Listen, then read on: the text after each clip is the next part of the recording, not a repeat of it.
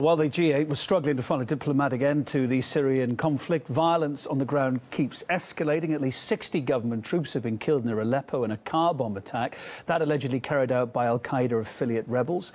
Shortly after then, a similar blast in Damascus left 10 soldiers dead. Well, let's discuss now what's been agreed at the G8 and whether it's likely to bring an end to the bloodshed in Syria, whether it's likely to bring that any nearer at least. Let's talk to Afshin Rattanzi, RT contributor, joining us on the line now from London. A lot of talk about what's come out of this, but as far as Syria is concerned, what's your thoughts about it?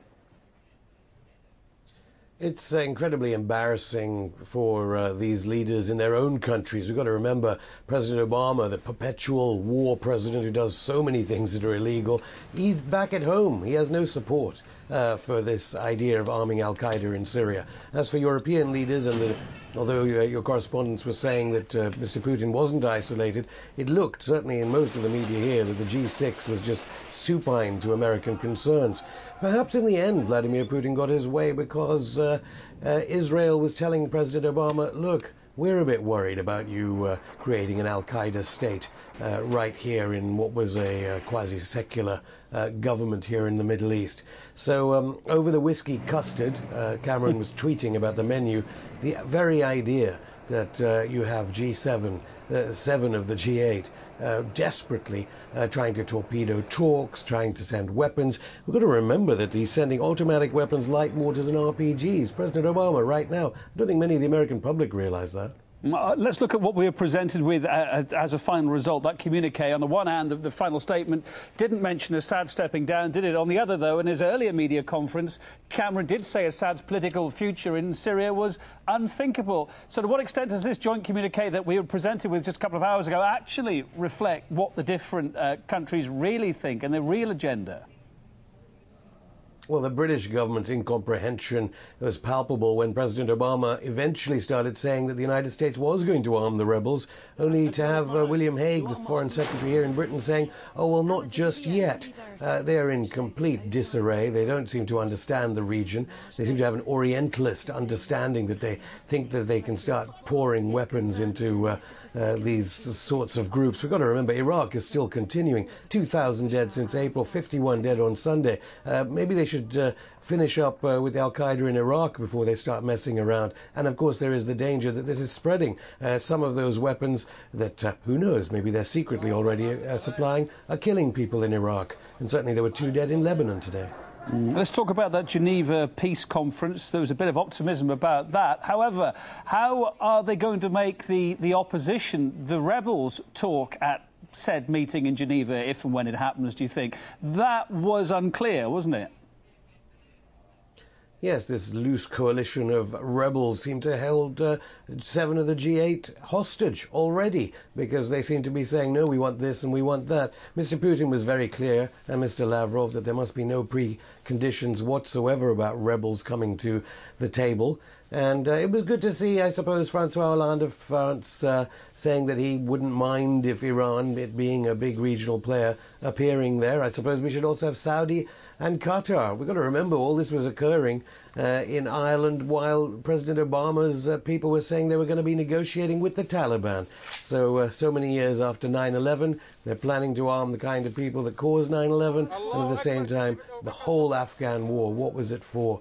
They're going to be talking with the Taliban anyway, rather than using guns. Well, talking of arming the rebels, another interesting line that came out, Afshin. The British Prime Minister said the G8 agreement requires Al-Qaeda-linked militants to exit the fighting. Now, do you think he really believes that's physically possible?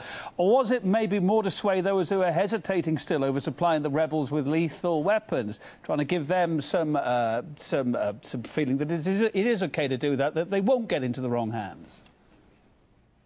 There's some history. Some commentators are saying the British Prime Ministers go crazy after a couple of years in Downing Street. We all know what happened to Tony Blair as he took his focus onto foreign policy. David Cameron, presumably it's this polite Etonian background that thinks he can politely ask the Al-Nusra Front, can you please exit the theatre?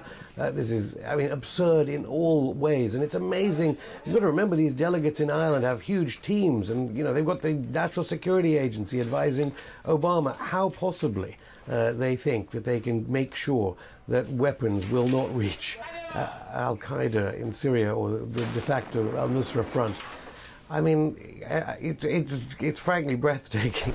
Let's talk about that oft-quoted red line as a final thought that, depending who you listen to, say it's been crossed. In his news conference, Vladimir Putin said that Russia was not the only country having doubts over the claims that the Assad government had used chemical weapons. Can you speculate who those countries might be, do you think?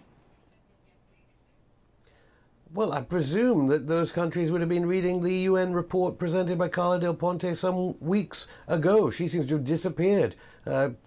We had character assassination against her when she said that it is by no means clear that it was the government using it. In fact, it was probably the rebels. And now they're going to send in these two UN institutions. I understand OPCW, probably our viewers won't be as familiar, the Office of Prohibition of Chemical Weapons, and WHO to go and investigate. But the idea that this was preempted by the British government and the United States government before the UN were going in.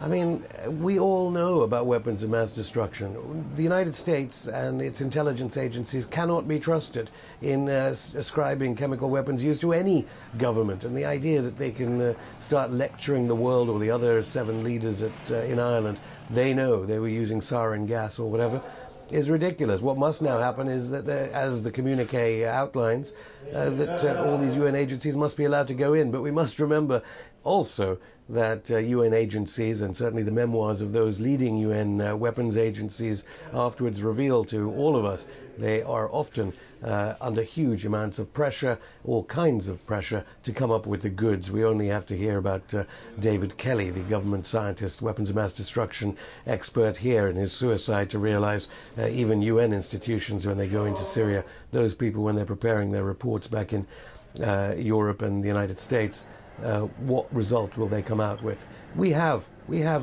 information already that the United States will be using chemical weapons as a fake flag.